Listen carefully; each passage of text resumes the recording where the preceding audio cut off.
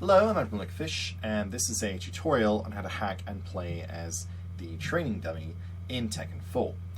Specifically, this is for people doing it via an emulator, via PCSX2 or something like that, not for people doing it on a console. If you're doing it on a console, you'll need a Game Shark or an Action Replay or something. Just a disclaimer first up, there is no consistent method to make this work. Namco's programming is batshit, as I've complained about before, and sometimes it will work, sometimes it won't work. I can't imagine many people are going to do this anyway, but basically put, you have been warned in case it doesn't work as consistently as you would like it to. So, I talked about Namco's programming being batshit. The character values here don't do anything. If you try and force a game to load a character differently, it will kind of show the image of them, their like character screen icon, but it won't actually load them. It will still load the character. Instead, what you need to hack are the costumes. But even when you've hacked the costumes, they only work from time to time. Yeah, Namco has been a headache over the past 6 years that I've been doing this, and I'm always impressed by the fact that they just seem to become more of a headache with every consecutive generation. It's really quite impressive. For this, you will need the game itself actually open.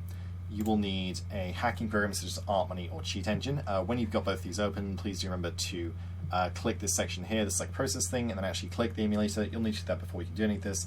And then you also need the character values, but don't worry about these, I will provide them in the description. But you are going to need to have them on hand in this case, that's for sure. This is a pretty similar hack to all the ones that I've done before, really. It's just picking a character, searching for their value, just picking a different one, filtering for their value, etc, etc.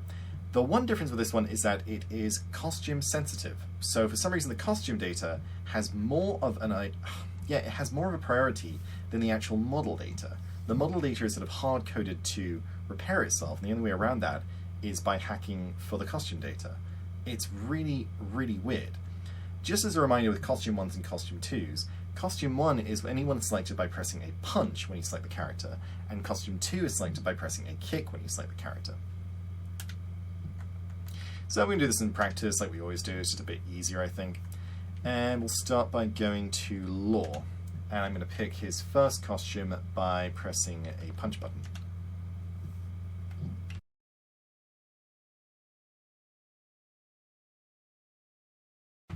Right. So Law's value for costume 1, as you can see here, is 4. So we are going to filter, or rather, sorry, initially we will search for 4. As always with this address range thing, change it to all. It doesn't work on the emulator setting, basically. So we will now search for 4. Cool, and then we'll go back to the character selection screen. And we'll pick a different character. Let's go for Yoshimitsu.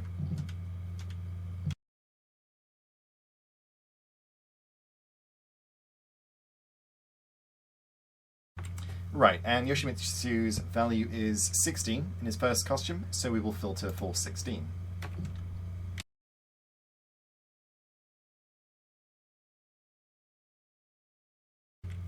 Let's select Hwoarang next.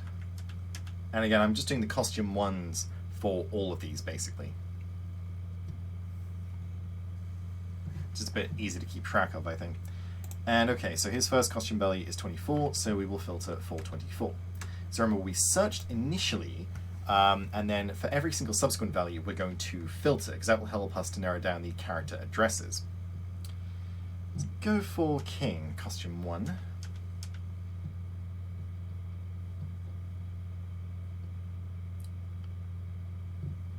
And his costume 1 is value 12, as you can see, so we're going to filter for 12.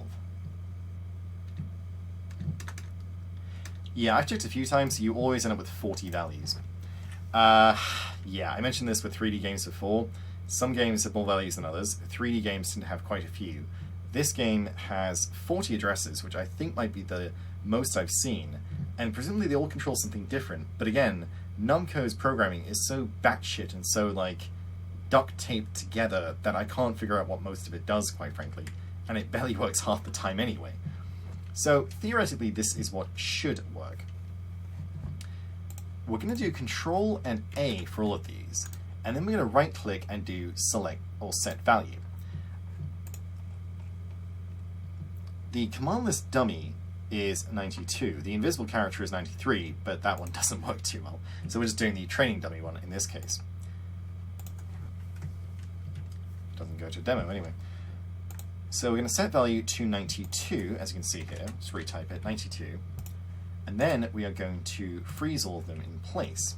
And that will force the game to load the character, or attempt to load it anyway.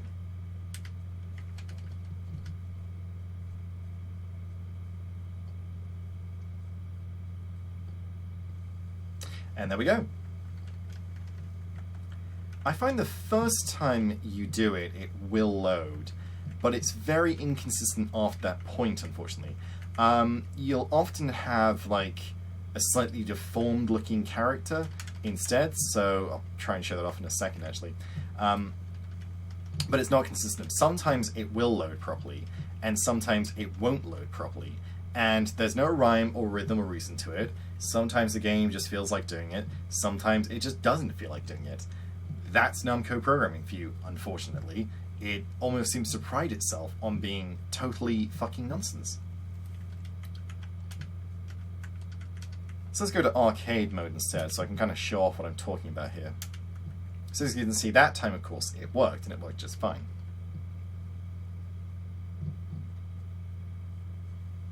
That did work this time, that's good. I was testing it a little bit before this, and it was nearly always coming up with like a glitched pole instead for some reason.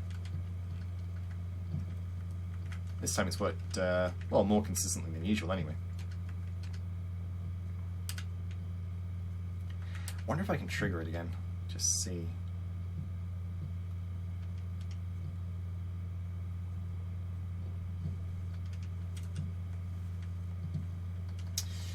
Okay, I guess it wants to work for once. That's very weird, because yeah, before this it was not working consistently at all.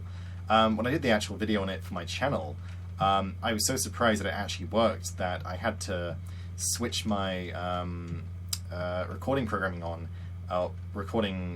rather, in the second match, because I was like, I just wasn't expecting it to actually work properly.